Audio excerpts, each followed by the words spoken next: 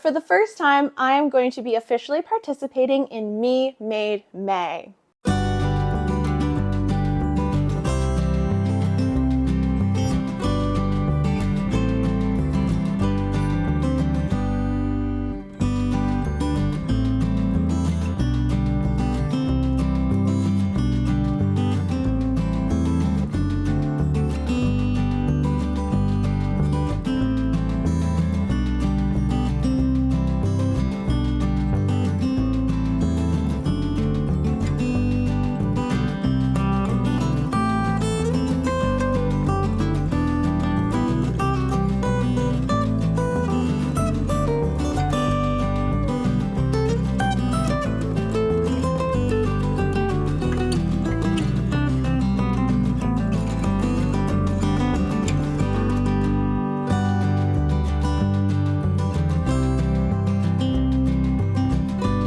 Hi everyone, and welcome to the Knit It by Whitney YouTube channel. I'm back with a special video. I am here to share a really fun challenge that I am participating in. I'm recording this on the 28th of April, so right now I'm full of positivity and feeling really confident in my goal that I've set for myself. But for the first time, I am going to be officially participating in MeMadeMay. Now, if that doesn't sound familiar to you, let me introduce you to the concept. MeMadeMay is a month-long challenge that was started in 2010 by Zoe Edwards. She's primarily a sewist, and she's been doing this challenge for quite a number of years. In fact, she has a podcast episode detailing exactly what MeMadeMay is in its entirety, and I will link that in the description box below. But I'm just going to give you a bit of the highlights here at the beginning of my video. Zoe started this challenge as a way for her to get more in touch with her handmade wardrobe and get more comfortable wearing the pieces that she owns, identifying things that she loves to wear, things that she maybe doesn't wear all that often, and pointing out where she could fill in the gaps of her handmade wardrobe with more handmade pieces. And it really was meant to be a challenge for her to do a deep dive into what she's made for herself and focus on the intentionality of her wardrobe. A lot of people misinterpret MeMadeMay as a way of giving themselves license to craft all the things, either start a bunch of sewing projects, start a bunch of knitting projects, accumulate a lot of handmade pieces, and it gets a little consumptive. The whole purpose of MeMadeMay is to focus on what you have. You can also add a making challenge to that, but the primary focus of it is to wear what you have already. The purpose of the challenge is to be challenging, but doable. And I love that Zoe makes a point of ensuring that MeMadeMay is not performative. There are a lot of people who post what they wear every day on social media. She said the challenge really was a lot different in the lead up to before Instagram became a really widely used social app, because people weren't necessarily posting photos every day. I think it got started with her blog. I think that's how she shared the information about MeMadeMay. But as with the rise of Instagram and photo culture and sharing our lives, and like I am right now through YouTube, it did become a little more about the performative aspect, and Zoe is very clear in the fact that that's not the purpose of it. The purpose is introspection, and that's kind of what I'm taking this challenge as, even though I am sharing it with you. But I share my handmade journey with you with my knitting podcast and with my other videos that I've done where I've made special pieces. I know I shared my cosplay piece that I sewed back in my November podcast. And it's really something that I do want to share to showcase my experience of doing MeMadeMay, particularly as a plus size person, because it's something that is really important to me to showcase people of my size wearing things that we've made ourselves and showcasing our style. And I know that I have a lot of viewers out there who maybe are a similar size to me, maybe a different size, but love to see me basically showing off what something looks like on my body and sharing how I style pieces because they take a lot of inspiration from that. So I'm going to take that into MeMadeMay because that's what I experienced watching other people do it in the past.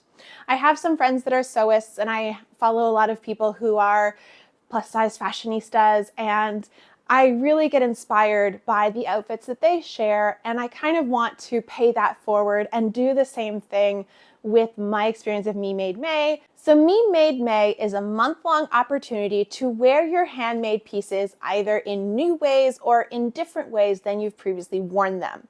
And it's meant to give you a really good introspection into the clothing that you have in your wardrobe that you've made yourself.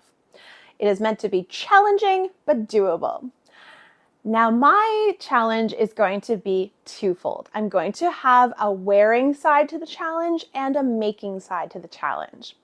And like I said, it is not meant to be a challenge where you get licensed to make all the things that you want to make. It really is meant to be intentional, very thought through, and focus on what you already have. So I want to really do both a wearing and a making challenge because I do want to get better at sewing, and I do want to bring more sewn pieces into my handmade wardrobe. So let's look at the wearing challenge first because that one's going to be really straightforward. I want to challenge myself to wear one handmade piece of clothing, either a garment or an accessory, every day in May. And that does sound like a high challenge, and to me that is challenging, but I also believe it's doable. The reason that I struggled with it last year and wasn't able to participate to that extent was because I didn't have a lot of warmer weather pieces in my wardrobe, such as tanks and tees. And last year and earlier this year, I have made quite a few pieces that can work for warmer weather. So I feel like I have a better foundation to start with. Now, in her podcast about it, Zoe does talk about how you don't need to have a piece of clothing for every possible scenario to wear for MeMadeMay. In fact, repeating outfits and repeating handmade pieces is highly encouraged because it's meant to give you an opportunity to recognize those types of outfits and those handmade pieces that you do want to wear repeatedly, because that's going to give you a more intentional wardrobe. So I want to wear one handmade piece a day, and that could either be knitted, such as my souffle, which I have on right now. This is a great summer sweater, or spring sweater, I mean. It's definitely not going to be good for summer. And I want to wear some of my sewn pieces as well. Right now, I only have one sewn garment. Well, technically I have two. No, technically I have three. But two of those are cosplay pieces. Only one of the items that I've sewn myself is a more everyday wear piece. And I do wear it all the time. I love to wear it. It's a yellow skirt. And I want more pieces like that in my wardrobe because I really want to be able to wear more sewn items that I've made myself. Enter in the making challenge of MeMadeMay that I want to partake in. I would love to make myself 2 sewn garments this MeMadeMay. That is a little bit of a challenge for me because I am a novice sewer. I can get frustrated with sewing. I take a long time to sew something because I'm new. I'm limited to really straightforward patterns, beginner-friendly patterns, possibly confident beginner patterns, but I do struggle with it because it's a brand new craft to me, and I want having a creative challenge to MeMadeMay to give me more confidence in sewing. And that's really why I've decided to include a creating side to the challenge as well, even though that's not typically something that's included. It is something that a lot of people tend to include, which is why I feel comfortable including it in my challenge and still staying true to the original purpose of the MeMadeMay challenge. But I really want to get more confidence with my sewing, and you only get that by trying. So I have 2, possibly 3 garments that I want to make this month of May. And I say possibly 3 because I want to give myself options in case one of the things that I try to make really doesn't work out for me and I want to pivot and try and make something else. The first thing that I'm going to make is the Hannah dress by Hand London. And this is a simple wrap front dress. It's about a midi length, and I'm going to be doing this middle version here with the short sleeves. I feel pretty confident taking on this one because there's no zippers, there's no complicated elements to it. And one of my local knitting friends, who is also a very prolific sewer, has also made this dress, and I can come to her if I need help with it. I've also found a YouTube tutorial where someone walks through creating the pattern from start to finish, and you can see how they do the processes of it. I have chosen to make mine out of linen. This is linen fabric that I already had. I didn't have to buy it for this challenge. And it is from a Canadian linen company called Pure Linen Envy. They're based in Ontario. And I have this beautiful periwinkle blue fabric, and I've been a very good sewist and I have washed my fabric. My friend will be very happy to hear that. But I have pre-washed my fabric and it has softened up quite a good deal since then because linen can be quite rough, especially fresh linen. The longer that you wear it, the more that you wash it, the softer it gets. So linen is one of my favorite fabrics to work with. I also find it really beginner friendly, other than the fact that it frays. But you can fix that easily by doing some edge detailing, either doing a zigzag stitch along the end or pinking the ends. I am still learning, so like take that with a grain of salt. If you know a better method, stick with your better method. But I wanted to make the Hannah dress and hopefully have a handmade dress to wear in the month of May. I will, of course, try my best to include some footage of me making the dress and my other piece that I'm hoping to make. I think it would be really fun to share my learning experience with sewing with you and walk you through me making some of these patterns. The other pattern that I have on my radar, I have 2. So technically I have 4 potential patterns that I'm going to be sewing. I am not expecting myself to get all 4 done. I'm not even expecting myself to get 2 done this month. I will consider it a humongous success if I sew even one of these pieces because, like I said, sewing is new to me. It takes me a long time. I'm still just learning. I don't want to put too much pressure on myself. But the next pattern that I want to do is twofold because I want to make a top and a skirt. Because I have some fabrics that go really nicely together, both of which are also from Pure Linen Envy.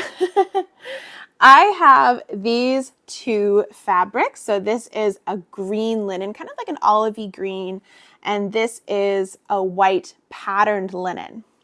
This fabric is left over from my Jane Austen Regency dress that I made a couple of years ago for my best friend's Jane Austen birthday party. We did a Jane Austen murder mystery.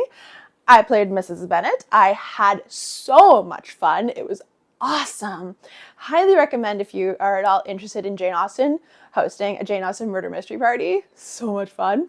But I used this fabric for my dress. And I have noticed when I went to wash this fabric, because back then I did not pre-wash my fabric before I made my outfit, I have had a little bit of a color mishap. I washed a dark red dress in my washer right before I washed this fabric, like a day or 2 before. And I really should have done a tub clean cycle or at least washed the green linen first. So unfortunately, my fabric did take on a little bit of a pink tint, which you can see by me holding a piece of the unwashed linen. So it's not the end of the world. If I'm not holding that piece of fabric, it does just look like a white fabric with a gray floral detail, and it's not the end of the world. This fabric I want to use to make a liseron top. and I hope I pronounced the pattern correctly. It is a French pattern. I think it's by Wildflower Designs. I absolutely love this, and I do want to make the dress at some point, but I want to start with the top because I think it would look so beautiful in this beautiful white patterned linen along with this green fabric for the ties so that I can pull in this green as an accent to this white pattern fabric and then use the rest of this green fabric to make myself a skirt. Now I haven't decided which skirt yet. I do have one picked out. I think it's the Estella dress. It's a top, a dress, and a skirt all rolled into one for a mega pattern. I have not purchased that one, so that one would be a new purchase if I decided to make that. So I'm still debating whether or not I want to do that. If not, there is a free skirt pattern that I'm looking at called the Crest skirt. But I'm a little hesitant to do that one just because I might not have enough fabric. You need quite a lot of fabric for that because it is a wrap skirt that features a ruffle that is cut on the bias. So not sure if I'll do that one or not. It looks a little too complicated for me. But either way, I would love to have a top and a skirt with these fabrics.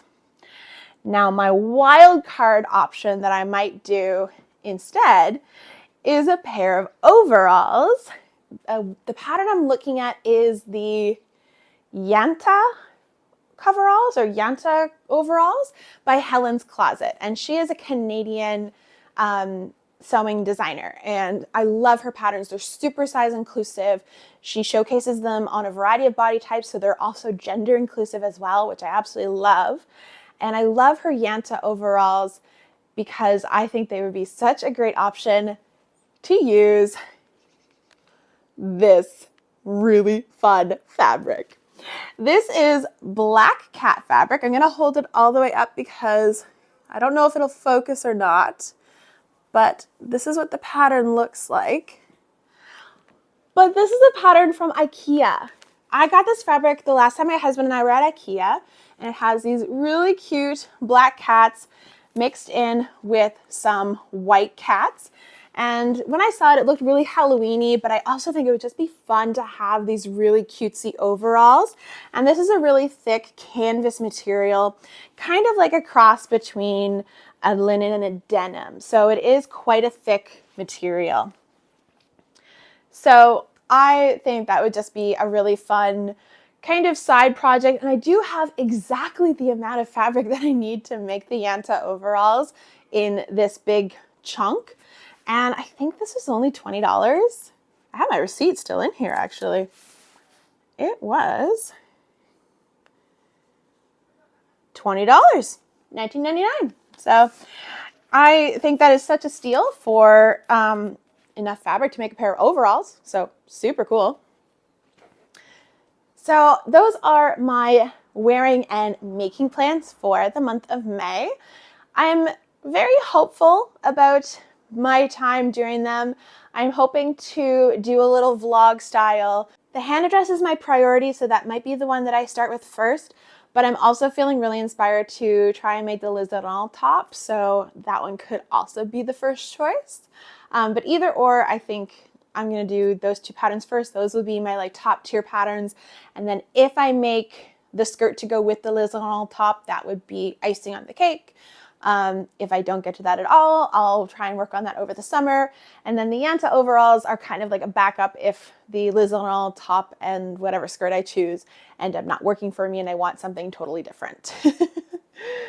So that kind of wraps up what I am going to do in my video for showcasing the sewing. When it comes to the wearing side of the challenge, I'm going to do my best to do a little recording every single day and patch them together into the video. And when I say a little recording, I mean a little recording. I'm just going to put my phone up and take a quick shot of my outfit, maybe talk you through what I've chosen to wear that day and how I've chosen to style it. But I really don't want to take too long to film those because I'm going to put them all together into one video, and I'm feeling really hopeful and really excited for this challenge. I really hope I get to participate in it. I know my Frog It Fix It Finish It February challenge did not end up the way that I hoped it would, hopefully this challenge will be completely different.